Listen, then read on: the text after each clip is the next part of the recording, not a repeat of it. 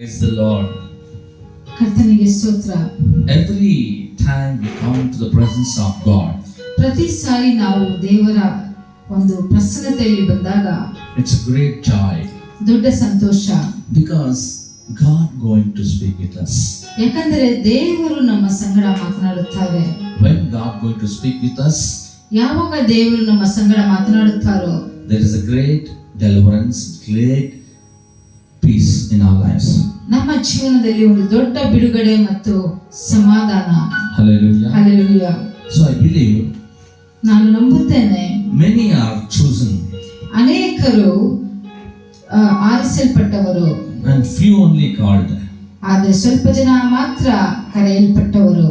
So in that called persons, ಆ ಕರೆಯಲ್ಪಟ್ಟ ಜನರು there is a one hero in Bible. His name is Ezekiel. ಸತ್ಯವೇದದಲ್ಲಿ ಒಬ್ಬರು hero ಇದ್ದಾರೆ, ಅವರ ಹೆಸರು Ezekiel. Hallelujah. Hallelujah. Ezekiel was wonderful man. ಹೇಸ್ಕೇಲನು ಒಂದು ಒಳ್ಳೆಯ ಮನುಷ್ಯನು. What it was happening? ಏನಾಗುತ್ತಿದೆ? Ezekiel was really very very honorable person. ಹೇಸ್ಕೇಲನು ಒಂದು ಗೌರವ ಉಳ್ಳ ಮನುಷ್ಯನು. Because he is hearing from God to do a performance of miracle. ದೇವರಿಂದ ಆತನು ಕೇಳಿಸಲ್ಪಟ್ಟುಕೊಂಡು ಆಮೇಲೆ ಅದ್ಭುತಗಳನ್ನು ಮಾಡುತ್ತಿದ್ದನು. We give the titles to these books. ಈ ಒಂದು ಪುಸ್ತಕಗಳಿಗೆ ನಾವು ಒಂದು ಟೈಟಲ್ ಕೊಡುತ್ತೇವೆ. There is the books of major prophets and minor prophets.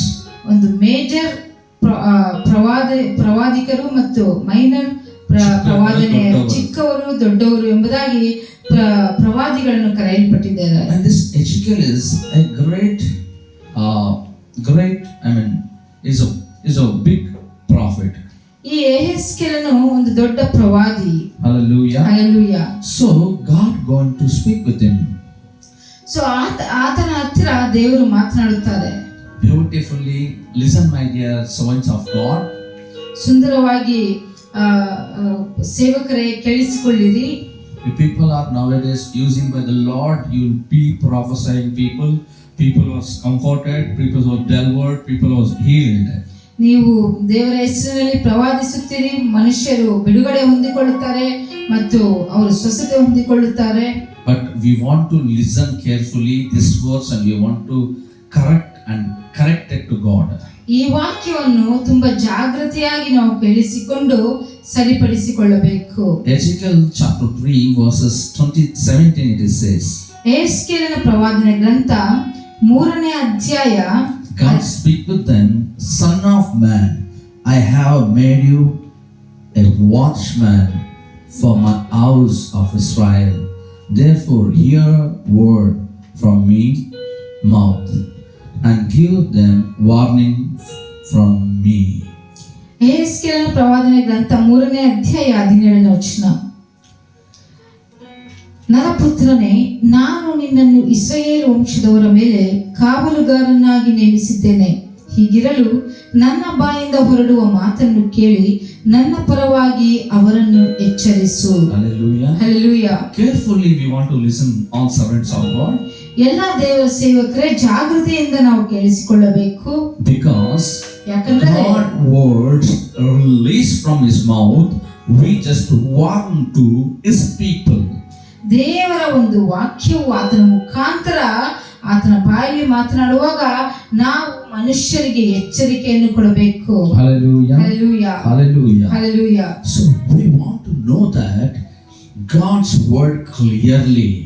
ನಾವು ಒಂದನ್ನು ತಿಳಿದುಕೊಳ್ಳಬೇಕು, ದೇವರ ವಾಕ್ಯವನ್ನು ಸರಿಯಾಗಿ ಅರ್ಥ ಮಾಡಿಕೊಳ್ಳಬೇಕು. Many people by emotional they deliver the word. ಅನೇಕರು ಅವರ ಆಲೋಚನೆಗಳಂತೆ ಒಂದು ವಾಕ್ಯಗಳನ್ನು ಬಿಡುಗಡೆ ಮಾಡುತ್ತಾರೆ. And the situation they will find out and they will release the word. ಆ ಪರಿಸ್ಥಿತಿಯನ್ನು ಅವರು ನೋಡಿಕೊಂಡು ವಾಕ್ಯವನ್ನು ಬಿಡುಗಡೆ ಮಾಡುತ್ತಾರೆ. But very carefully we want to see in Ezekiel 3 chapter 17 verse, it says my words from my mouth. ತುಂಬಾ ಜಾಗೃತಿಯಾಗಿ ಕೇಳಿಸಿಕೊಳ್ಳಬೇಕು. ಯೆಹೆಸ್ಕೇಲನ ಪ್ರವಾದನೆ ಗ್ರಂಥ 3ನೇ ಅಧ್ಯಾಯ 17ನೇ ವಚನ, ನನ್ನ ಬಾಯಲ್ಲಿ ಮಾತುಗಳನ್ನು. Hallelujah. Hallelujah. It's released from God's word to your mouth, and your mouth want to warn the people. ದೇವರಿಂದ ಆ ಮಾತುಗಳನ್ನು ನಾವು ತೆಗೆದುಕೊಂಡು ನಮ್ಮ ಬಾಯಲ್ಲಿ ಬಿಡುಗಡೆ ಮಾಡಿ ಮನುಷ್ಯರಿಗೆ ಎಚ್ಚರಿಕೆ ಪಡಿಸಬೇಕು. Hallelujah. Hallelujah. But we are not a title for the watchman. ಆದ್ರೆ ನಾವು ಆ ವಾಚ್ಮನ್ ಆ ಟೈಟಲ್ ಇಲ್ಲ ನಮಗೆ. Nowadays we called prophets. ಆದ್ರೆ ಈ ದಿನದಲ್ಲಿ ನಮ್ಮನ್ನು ಪ್ರವಾದಿಗಳು ಎಂಬುದಾಗಿ ಕರೆಸಿಕೊಂಡಿದ್ದಾರೆ. Ezekiel, God has given a title watchman. ಆ ಯೆಹೆಜ್ಕೇಲನಿಗೆ ಒಂದು ವಾಚ್ಮನ್ ಎಂಬುದಾಗಿ ಟೈಟಲ್ ಅನ್ನು ಕೊಟ್ಟಿದ್ದಾರೆ. What is 17th verse? ಕಾವಲುಗಾರ ಎಂಬುದಾಗಿ ಟೈಟಲ್ ಕೊಟ್ಟಿದ್ದಾರೆ. Hallelujah. Hallelujah. See, whenever I move from my house outside, there will be a gate. ನಾನು ಮನೆಯಿಂದ ಹೊರಗೆ ಹೋಗಬೇಕಾದರೆ ಅಲ್ಲಿ ಒಂದು ಗೇಟ್ ಇರುತ್ತದೆ. There will always be a watchman. ಅಲ್ಲಿ ಯಾವಾಗಲೂ ಕಾವಲುಗಾರ ಇರುತ್ತಾನೆ. You will be guiding me, the vehicles are coming or not, and you will keep on giving the signals to me. ನಾನು ಹೋದಾಗ ಆತನು ಯಾವಾಗಲೂ ನನ್ನನ್ನು ತುಂಬಾ ಚೆನ್ನಾಗಿ ಗೈಡ್ ಮಾಡುತ್ತಾನೆ ಮತ್ತು ಸಿಗ್ನಲ್ಸ್ ಕೊಡುತ್ತಿರುತ್ತಾನೆ, ವಾಹನಗಳು ಬರುತ್ತಿದೆಯೇ ಇಲ್ಲೋ ಎಂಬುದಾಗಿ. You know why? ಯಾಕೆ ಗೊತ್ತಾ? His work is to watch. ಆತನ ಕೆಲಸ ಕಾವಲು ಕಾಯುವುದು. His work is to watch his people. ಆತನ ಕೆಲಸ ಆತನ ಮಕ್ಕಳನ್ನು ಕಾಯುವುದು. Not to put into trouble, but save to the people. ಕಷ್ಟಕ್ಕೆ ಒಳಗಾಗದೆ ಅವರನ್ನು ರಕ್ಷಿಸುವುದು. Same thing, Ezekiel have the relationship with God to save this people of Israel. ಅದೇ ರೀತಿಯಾಗಿ ಯೆಹೆಜ್ಕೇಲನಿಗೆ ದೇವರ ಸಂಗಡ ಒಂದು ಸಂಬಂಧ, ಯಾಕಂದ್ರೆ ಇಸ್ರೇಲ್ ಮಕ್ಕಳನ್ನು ಕಾಯುವುದಕ್ಕೆ. Today many are called, but they are not hearing and heard from the word of God. ಈ ದಿನ ಅನೇಕರು ಕರೆಯಲ್ಪಟ್ಟವರು, ಆದರೆ ಅವರು ಸರಿಯಾಗಿ ದೇವರಿಂದ ಒಂದು ಮಾತುಗಳನ್ನು ಕೇಳಿಸಿಕೊಂಡು ಬಿಡುಗಡೆ ಮಾಡುತ್ತಿಲ್ಲ. Whatever they understand, that is only God's word for themselves. ಅವರು ಏನು ಅರ್ಥ ಮಾಡಿಕೊಳ್ಳುತ್ತಾರೋ ಅದೇ ಅವರಿಗೆ ದೇವರಿಂದ ಬಂದ ಮಾತು. No. ಇಲ್ಲ. Here Ezekiel was clearly hearing from God. ಇಲ್ಲಿ ಯೆಹೆಜ್ಕೇಲನು ಒಂದು ದೇವತೆಯಿಂದ ಸರಿಯಾಗಿ ಕೇಳಿಸಿಕೊಳ್ಳುತ್ತಿದ್ದನು. After that only Ezekiel moved in a wonderful warrior.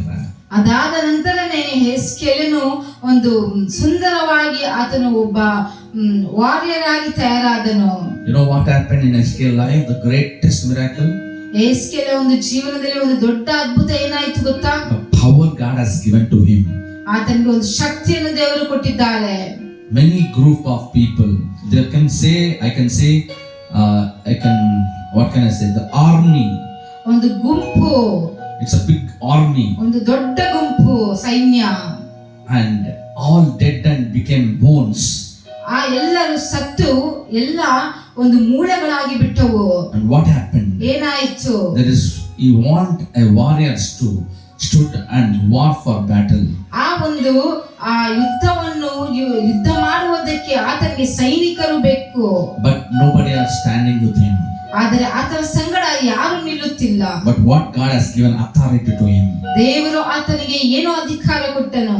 He is given authority to rise the dead bones.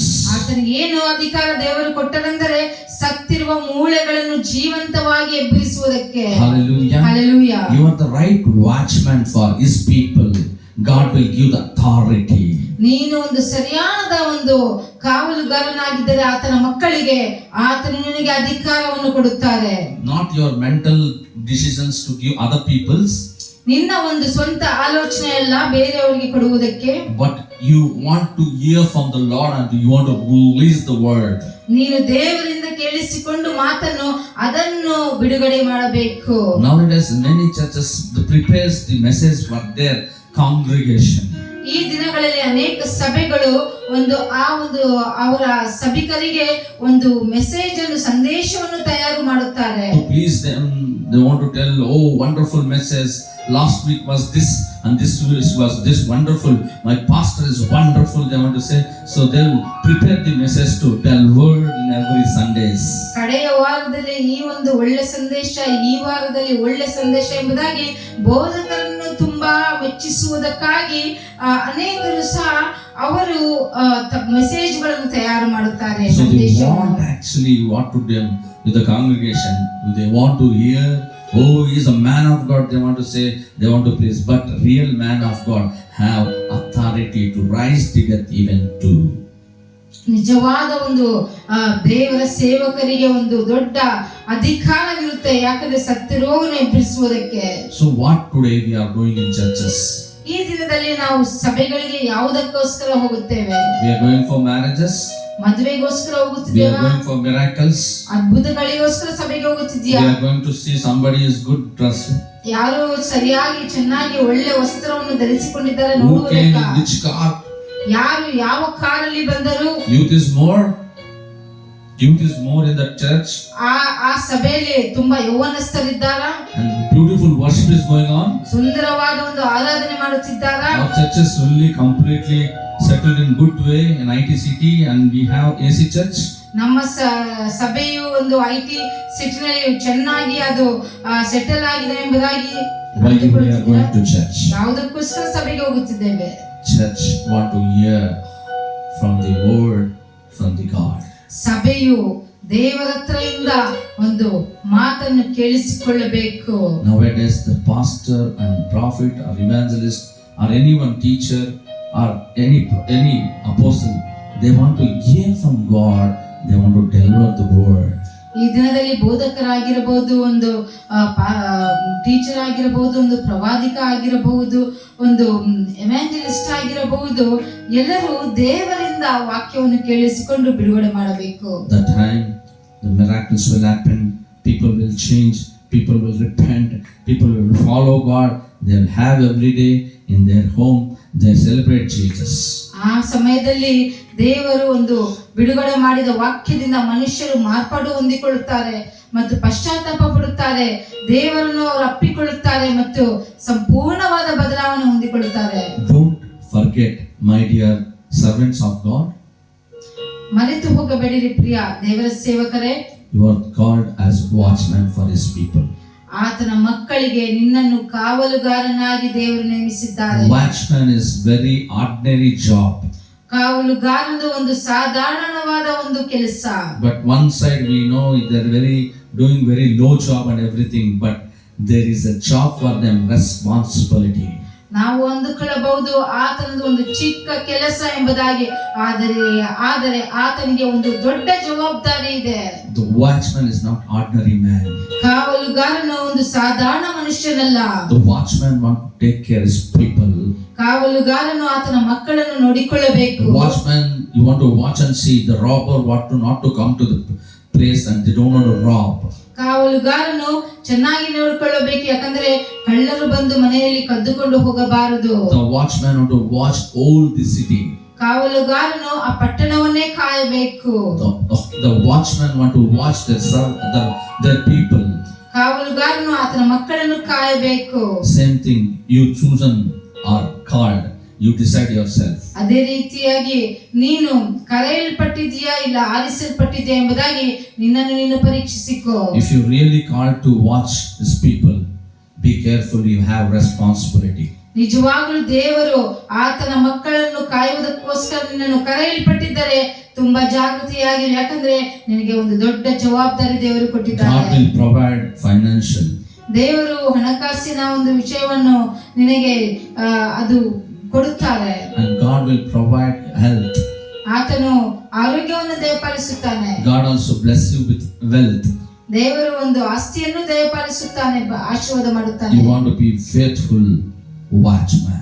ನೀನು ಒಂದು ನಂಬಿಗಸ್ತನಾದ ಕಾವಲುಗಾರನಾಗಿರಬೇಕು. Not only faithful watchman, you want to be a responsibility watchman. ನಂಬಿಗಸ್ತನಾದ ಕಾವಲುಗಾರನ ಮಾತ್ರವೇ ಅಲ್ಲ, ಜವಾಬ್ದಾರಿ ಉಳ್ಳ ಕಾವಲುಗಾರನಾಗಿರಬೇಕು. Hallelujah. Hallelujah. Then his people be protected by the word of God, and God will reward you.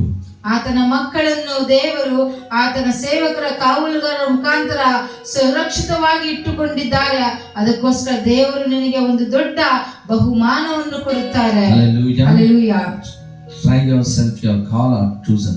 ನಿನ್ನನ್ನು ನೀನು ಒಂದು ಪರೀಕ್ಷಿಸಿಕೋ, ನೀನು ಕರೆಯಲ್ಪಟ್ಟವರ ಇಲ್ಲ ಆರಿಸಲ್ಪಟ್ಟವರ. If really you are called, pray for his people. ನಿನ್ನನ್ನು ನಿಜವಾಗ್ಲೂ ಕರೆಯಲ್ಪಟ್ಟವನಾಗಿದ್ದರೆ ಆತನ ಮಕ್ಕಳಿಗೋಸ್ಕರ Anybody ಪ್ರಾರ್ಥಿಸು. spoiling, they have bad habits, they're not following Lord Jesus Christ. Your responsibility to them to teach and take and come to the presence of God. ಯಾರಾದರೂ ಕೆಟ್ಟ ಅಭ್ಯಾಸಗಳಿಂದ ಅವರು ಕೆಟ್ಟು ಹೋಗುತ್ತಿದ್ದರೆ ಅದು ನಿನ್ನ ಜವಾಬ್ದಾರಿ. ಅವರನ್ನು ಸರಿಪಡಿಸಿ ದೇವರ ಸನ್ನಿಧಾನಕ್ಕೆ ಕರೆದುಕೊಂಡು ಬರುವುದು. If you are only or not responsibility, you are never called child of God. ನೀನು ಒಂದು ಜವಾಬ್ದಾರಿ ಇಲ್ಲದೆ ಇದ್ದರೆ ದೇವರ ಮಕ್ಕಳು ಎಂಬುದಾಗಿ ಕರೆಯಲ್ಪಟ್ಟವರಲ್ಲ. So pray for this India. ಈ ಭಾರತ ದೇಶಕ್ಕೋಸ್ಕರ ಪ್ರಾರ್ಥಿಸಿರಿ. Pray for this Bangalore city, our city we are living. ನಮ್ಮ ಒಂದು ಪಟ್ಟಣ ಬೆಂಗಳೂರು ಪಟ್ಟಣಗೋಸ್ಕರ ಪ್ರಾರ್ಥಿಸಿರಿ. Please, wherever you are living, please pray for your city. ಎಲ್ಲೇ ನೀನು ವಾಸಿಸುತ್ತಿದ್ದರೂ ಆ ಪಟ್ಟಣಕ್ಕೋಸ್ಕರ ನೀನು ಪ್ರಾರ್ಥಿಸು. You will be blessed. ನೀನು ಆಶೀರ್ವಾದ ಹೊಂದಿಕೊಳ್ಳುತ್ತೀಯ. Please pray for 15 to 20 minutes for your city. 15 ಇಲ್ಲ 20 ನಿಮಿಷಗಳಿಗೋಸ್ಕರ ನಿಮ್ಮ ಪಟ್ಟಣಕ್ಕೋಸ್ಕರ ನೀವು ಪ್ರಾರ್ಥಿಸಿ. Protection of God want to come. ದೇವರ ಒಂದು ಕಾಯುವಿಕೆ ಬರಬೇಕು. God will give the authority to overcome every sicknesses, every financial difficulties, every endurance in your life. God will persist. ದೇವರು ಒಂದು ಅಧಿಕಾರವನ್ನು ನಿಮಗೆ ಕೊಡುತ್ತಾರೆ. ಒಂದು ಎಲ್ಲವನ್ನು ಪಡೆದುಕೊಳ್ಳುವ ಅಧಿಕಾರ, ಎಲ್ಲವನ್ನೂ ನೀನು ಯಾವುದೇ ಕಷ್ಟ ಇದ್ರೂ ಅದನ್ನು ಪಾರಾಗುವ ಅಧಿಕಾರವನ್ನು ನಿಮಗೆ ದೇವರು ಕೊಡುತ್ತಾರೆ. Hallelujah. Hallelujah. Mighty ones. ನನ್ನ ಪ್ರಿಯರೇ, Become as a watchman. ನಾವು ಕಾವಲುಗಾರರಾಗಿ ಬಂದಿದ್ದೇವೆ. Let us pray. ಪ್ರಾರ್ಥನೆ ಮಾಡಿಕೊಳ್ಳೋಣವಾ? God has chosen us. ದೇವರು ನಮ್ಮನ್ನು ಆರಿಸಿಕೊಂಡಿದ್ದಾರೆ. And God has called us. ದೇವರು ನಮ್ಮನ್ನು ಕರೆದಿದ್ದಾರೆ. Let us be a watchman for your country, your city, and your wherever you are living. ನಿನ್ನ ಒಂದು ಪಟ್ಟಣಕ್ಕೋಸ್ಕರ ಮತ್ತು ನಿನ್ನ ದೇಶಕ್ಕೋಸ್ಕರ ಎಲ್ಲೇ ವಾಸಿಸಿದ್ದರೂ ನೀನು ಪ್ರಾರ್ಥಿಸು. ನೀನು ಕಾವಲುಗಾರನಾಗಿದ್ದೀಯ. Gracious Heavenly Father. ಕೃಪೆಯುಳ್ಳ ಪರಲೋಕದ ತಂದೆಯೇ, Thank you, Lord, you have called me. ತಂದೆ, ನಿನಗೆ ಧನ್ಯವಾದಗಳು. ನೀನು ನನ್ನ Lord, watch over as a watchman for this your people, Lord. ನಿಮ್ಮ ಮಕ್ಕಳನ್ನು ಕಾಯುವುದಕ್ಕೆ ಕಾವಲುಗಾರನಾಗಿ ನನ್ನ ನೇಮಿಸಿದ್ದೀಯಾ. Not only Father, take care of them, Lord, also Lord, hear from you and deliver your word to them. ಅವರನ್ನು ಕಾಯುವುದೇ ಅಲ್ಲ ತಂದೆ, ನಿನ್ನಿಂದ ನಾನು ತಂದೆಯ ಮಾತುಗಳನ್ನು ಕೇಳಿಸಿಕೊಂಡು ನಿನ್ನ ಒಂದು ಶಬ್ದವನ್ನು ಕೇಳಿಸಿಕೊಂಡು ಅದನ್ನು ಅವರಿಗೆ ಬಿಡುಗಡೆ ಮಾಡುವುದಕ್ಕೆ The verse says not to go and deliver the sweet way. ಒಂದು ಒಳ್ಳೆಯ ರೀತಿಯಲ್ಲಿ ಬಿಡುಗಡೆ ಮಾಡುವುದಿಲ್ಲ. But Lord, your word says go and warn them. ಆದರೆ ನಿನ್ನ ವಾಕ್ಯವು ಹೇಳುತ್ತದೆ ಅವರನ್ನು ಎಚ್ಚರಿಸು ಎಂಬುದಾಗಿ. Lord, thank you Jesus, given that privilege to us to Lord stand in the gap and Lord fulfill your will in your people's life. ತಂದೆಯೇ, ನಮಗೆ ಒಂದು ದೊಡ್ಡ ಒಂದು ಜವಾಬ್ದಾರಿಯನ್ನು ನೀವು ಒಂದು ಕೊಟ್ಟಿದ್ದಕ್ಕಾಗಿ ನಿಮಗೆ ಸ್ತೋತ್ರ. ನಿಮ್ಮ ಮಕ್ಕಳನ್ನು ಕಾಯುವುದಕ್ಕೆ ಮತ್ತು ಅವರನ್ನು ಬಿಡುಗಡೆ ಮಾಡುವುದಕ್ಕೆ ಎಚ್ಚರಿಸುವುದಕ್ಕೆ. Thank you Lord, given this privilege to be watch over your people, watch as a watchman walking for your people. ತಂದೆ, ನಿಮ್ಮ ಮಕ್ಕಳಿಗೆ ಕಾಯುವುದಕ್ಕೋಸ್ಕರ ಕಾವಲುಗಾರನಾಗಿ ನನ್ನನ್ನು ನೇಮಿಸಿದ್ಯಾ. ಒಂದು ದೊಡ್ಡ ಸಂತೋಷ ತಂದೆ, ನೀವು ಕೊಟ್ಟ ಜವಾಬ್ದಾರಿಗೆ. Thank you Lord, this Sunday we believe Lord, we pray for Lord for city and our people and your people, Father God, in the city and wherever we are living. ತಂದೆ, ಈ ಭಾನುವಾರ ಪ್ರಾರ್ಥನೆ ನಮ್ಮ ಪಟ್ಟಣಕ್ಕೋಸ್ಕರ, ನಮ್ಮ ಮಕ್ಕಳಿಗೋಸ್ಕರ, ಎಲ್ಲೆಲ್ಲ ವಾಸವಾಗಿದ್ದಾರೋ ಎಲ್ಲರಿಗೋಸ್ಕರ ಪ್ರಾರ್ಥಿಸುತ್ತೇನೆ. Thank you Lord Jesus, this word for us. ಈ ವಾಕ್ಯಕ್ಕೋಸ್ಕರ ನಿಮಗೆ ಸ್ತೋತ್ರ ಕರ್ತನೆ. Nothing is there to boost up ourselves. ನಮ್ಮನ್ನು ನಾವು ಹೊಗಳಿಕೊಳ್ಳುವುದಕ್ಕೆ ಏನೂ ಇಲ್ಲ ಕರ್ತನೆ. Nothing is there to tell people we are doing something, we have the power, we never, Father, we are nothing. ತಂದೆ, ನಾವು ಏನೂ ಇಲ್ಲ ತಂದೆ, ನಮ್ಮಲ್ಲಿ ಏನೂ ಇಲ್ಲ ತಂದೆ ಮನುಷ್ಯರಿಗೆ ಹೇಳಿಕೊಳ್ಳುವುದಕ್ಕೆ. Until you speak with us, we cannot do anything, Lord. ನೀವು ನಮ್ಮ ಸಂಗಡ ಮಾತನಾಡುವ ತನಕ ನಮ್ಮಿಂದ ಏನೂ ಮಾಡಲು ಸಾಧ್ಯವಿಲ್ಲ. Thank you Lord, giving this wonderful word. Lord, give us and use us for your glory, Lord. ಈ ಸುಂದರವಾದ ತಂದೆ ವಾಕ್ಯವನ್ನು ನಮಗೆ ಕೊಟ್ಟಿದ್ದಕ್ಕಾಗಿ ನಿಮಗೆ ಸ್ತೋತ್ರ. ನಿಮ್ಮ ನಾಮ ಮಹಿಮೆಗೋಸ್ಕರ ನಮ್ಮನ್ನು ತಂದೆಯೇ ಬಳಸಿಕೊಳ್ಳಿರಿ. We give you all the glory, honor, power, in Jesus mighty name we pray. Amen. ಎಲ್ಲ ಘನ ಮಹಿಮೆ ನಿಮ್ಮೊಬ್ಬರಿಗೆ ಕರ್ತನೆ, ಯೇಸುವಿನ ಅದ್ಭುತ ನಾಮದಲ್ಲಿ ಪ್ರಾರ್ಥಿಸುತ್ತೇನೆ. Amen. Hallelujah. Hallelujah. What a wonderful word, no? ಎಷ್ಟು ಸುಂದರವಾದ This is for believers, this is for every servant of God. ಇದು ವಿಶ್ವಾಸಿಗಳಿಗೆ ಮತ್ತು ಎಲ್ಲಾ ದೇವರ ಸೇವಕರಿಗೆ. May God bless you. ದೇವರು ನಿಮ್ಮನ್ನು ಆಶೀರ್ವದಿಸಲಿ. See you next week. ಮುಂದಿನ ವಾರ ನೋಡಿಕೊಳ್ಳೋಣ. God bless you. ದೇವರು ನಿಮ್ಮನ್ನು ಆಶೀರ್ವದಿಸಲಿ.